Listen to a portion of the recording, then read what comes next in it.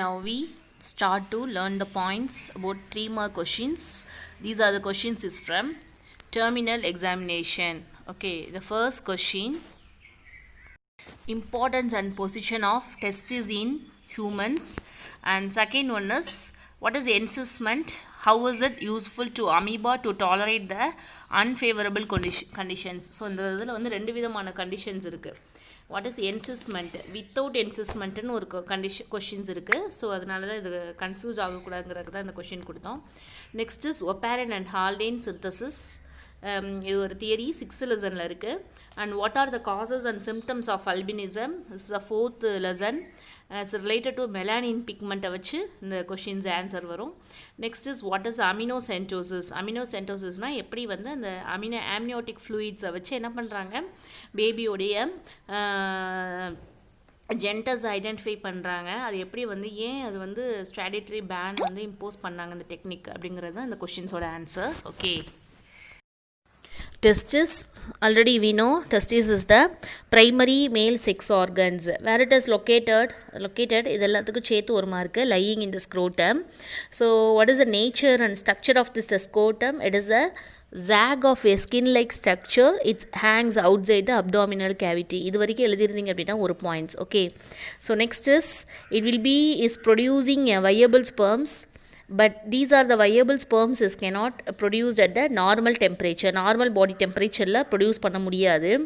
So இந்த scrotum தான் என்ன பண்ணுது அப்படின்னா இந்த 2 to 3 degree Celsius lower than the normal body டெம்பரேச்சருங்கிறது எவ்வளவு 2 to 3 டிகிரி செல்சியஸ் அதை மெயின்டைன் பண்ணி என்ன பண்ணுது, it's helpful to producing a viable sperms. So அதனால தான் நம்ம ஸ்க்ரோட்டம் என்னன்னு சொல்கிறோம், it's called as the act as a thermoregulator for spermatogenesis அப்படின்னு சொல்கிறோம். சரியா?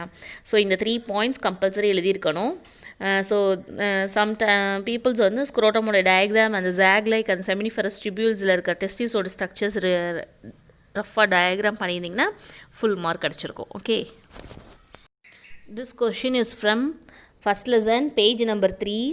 ஸோ இந்த அமீபாவில் 2 விதமான கொஷின்ஸ் கேட்கலாம், with encystment, without encystment for unfavourable conditions. நம்ம கேட்ட கொஷின்ஸ் வந்து 3ல் இருக்குது, பேஜ் நம்பர் 3ல் இருக்குது. ஓகே, ஸோ இந்த ஃபினோமோனா வந்து அமீபா வந்து என்ன பண்ணோம் அப்படின்னா அந்த டைமிங்கில் சூடோபோடியாவை வித்ட்ரா பண்ணிக்கிறோம், தன்னை சுற்றிலும் என்ன பண்ணிக்கிறோம், ஒரு 3 லேயரை வந்து ஃபார்ம் பண்ணிக்கிறோம். ஸோ இந்த 3 லேயர் தான் அதை வந்து ப்ரொடக்டிவாகவும் அண்ட் கைட்டினஸ் வால் ஆகவும் அதை சுற்றிலும் இருக்கும். ஸோ இந்த கைட்டினஸ் வால் அரவுண்ட் ஆயிடுச்சு, 3 லேயர் வந்து ப்ரொடக்டிவ் லேயர் ஃபார்ம் ஆயிடுச்சுன்னா அந்த டைமிங்கில் எப்படி இருப்பாங்க, அவங்க இன்ஆக்டிவ் கண்டிஷன்ஸில் தான் இருப்பாங்க. ஓகே, ஸோ ஃபேவரபிள் வர்ற வரைக்கும் அது என்ன பண்ண அப்படின்னா உள்ளுக்குள்ளே அமீபா வந்து மல்டிபிள் ஃபிஷன் மூலமாக டிவைட் ஆகும். ஸோ அந்த மல்டிபிள் ஃபிஷன் மூலமாக டிவைட் ஆகி குட்டி குட்டி மைன்யூட் அமீபா அல்லது சூடோஸ்போடியோஸ்போர் ஆர் அமீபிலே அப்படிங்கிற அந்த குட்டி குட்டி மைன்யூட் அந்த டிவிஷன்ஸ் ஆஃப் அமீபாவை சொல்லுவோம். சரியா? ஸோ எப்போ ஃபேவரபிள் கண்டிஷன்ஸ் வருதோ இந்த சிஸ்ட் வால் வெளியில் இருக்கிற சுற்றி இருக்கிற அந்த சிஸ்ட் வால் என்ன பண்ணும் அப்படின்னா வாட்டர் அப்சர்வ் பண்ணி அந்த உள்ளே இருக்கிற leave out the ameblace. So they feed and grow rapidly to form a independent life. So this is unfavorable condition la with encysment. With encysment is nothing but அதனுடைய பாடியை மேலே சுற்றியில் இருக்கிற அந்த ப்ரொடக்டிவ் கவரிங் லேயர் தான். Okay, இதே இது வந்து வித்தவுட் இன்சிஸ்மெண்ட்டும் இருக்குது. ஸோ கன்ஃபியூஸ் ஆகிடக்கூடாது. What is a type of division is multiple division. Okay, aminocentosis, this is important 3-mark question. Last year also all the examination quarterly, half-yearly and even annual exam also they have to ask in this question. So அமினோசென்டோசிஸில் மெயினாக நம்ம என்ன எடுக்கிறோம் அப்படின்னா amniotic fluid எடுக்கிறோம். Okay, இந்த test எப்போ perform பண்ணுவாங்க அப்படின்னா 15th and 20th weeks of pregnancy. இது வந்து உங்களுடைய 3rd லெசனில் 43 பேஜ் நம்பரில் இருக்குது. இந்த வேர்டு 2 தடவை நம்ம புக்கில் வந்து அமினோசென்டோசிஸ் வந்து கொடுத்துருப்பாங்க 3rd லெசனில். ஸோ இந்த வேர்ட் இந்த டைமிங்க்காக ஒரு மார்க் வந்து கொடுத்துருக்காங்கப்பா. சரிங்களா? லாஸ்ட் வீக்கில் இதில் வந்து அலாட் பண்ணாங்க, அதில் எல்லாத்துக்குமே மார்க் போயிடுச்சு. ஸோ இது வந்து எப்போ பெர்ஃபார்ம் பண்ணுவாங்க 15th and 20th week of ப்ரெக்னென்சியில் தான் இந்த டெஸ்ட் பண்ணுவாங்க. ஒரு ஸ்மால் நீடில் உள்ளே கொடுத்து ஆம்னியோட்டிக் ஃப்ளூயிட் எடுப்பாங்க. So what is the main 2 purpose to diagnose the chromosomal abnormalities and to identify the sex. So இந்த செக்ஸை ஐடென்டிஃபை பண்ணுறப்ப என்ன பண்ணாங்க, பீப்புள் வந்து மிஸ்யூஸ் பண்ண ஆரம்பிச்சிட்டாங்க. for female infanticide. So our government, they have to ban if it is any chromosomal abnormalities, means with the help of the legal certificate we have to done this technique of taking the samples of amniotic fluid. Okay. So causes and symptoms of albinism is from 4th lesson, is page number 56. So first point is inborn error of a metabolism is very very important, is caused due to the autosomal recessive gene. So இதுக்கு வந்து ஒரு mark. Next வந்து melanin pigment தான் என்ன பண்ணுது, skin கலருக்கு வந்து responsible பண்ணுது. ஸோ மெலானின் பிக்மெண்ட் இல்லாதவங்களை என்னென்னு சொல்லுவோம், ஆல்பினிசம் சொல்லுவோம். Okay, so this is for half mark.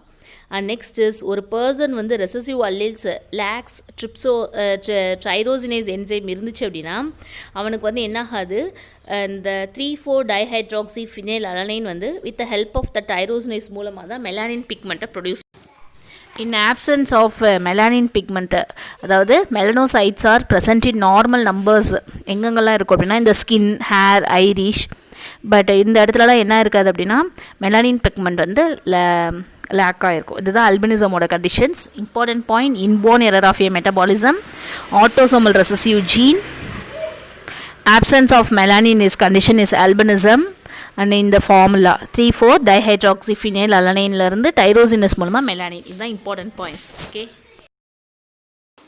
Next question 6th லெசனில் இருக்கிறது ஒப்பாரின் அண்ட் ஹால்டேன் ஹைப்போதசிஸ்.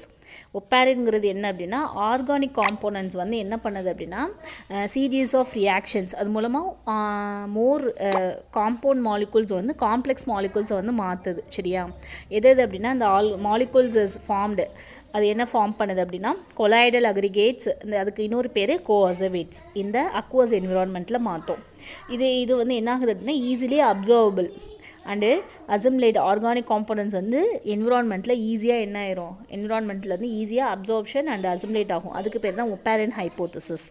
ஹால்டேன் ஹைப்போதசிஸ்னால், ஹால்டேன் ஹைப்போதசிஸ் பிரைமோடியல் சி என்ன ஆகுது அப்படின்னா ஒரு vast chemical laboratory by solar energy. Primordial sea என்னவா சர்வ் ஆகுது, serves the vast chemical laboratory by solar energy.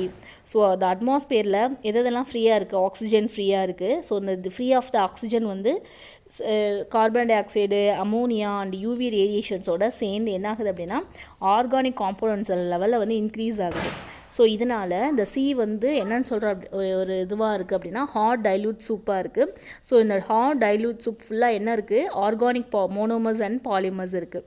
So இந்த மோனோமர்ஸ் அண்ட் பாலிமர்ஸ் வந்து லிப்பிட் மெம்பரேன்ஸில் இதாக என்ன ஃபார்ம் பண்ணி ஃபஸ்ட்டு லிவிங் செல்ஸை ஃபார்ம் பண்ணுதுங்கிறது தான் Haldane hypothesis. I repeat, Oparin ஹைப்போதசிஸில் காம்போனன்ட்ஸு, அதாவது ஆர்கானிக் காம்போனன்ட்ஸ் வந்து நிறைய சீரீஸ் ஆஃப் ரியாக்ஷன் மூலமாக காம்ப்ளெக்ஸ் மாலிகுலாக மாறுறதுக்கு பேர் கொலாய்டல் அக்ரிகேட்ஸ் ஆர் கோஅசவேட்ஸ்.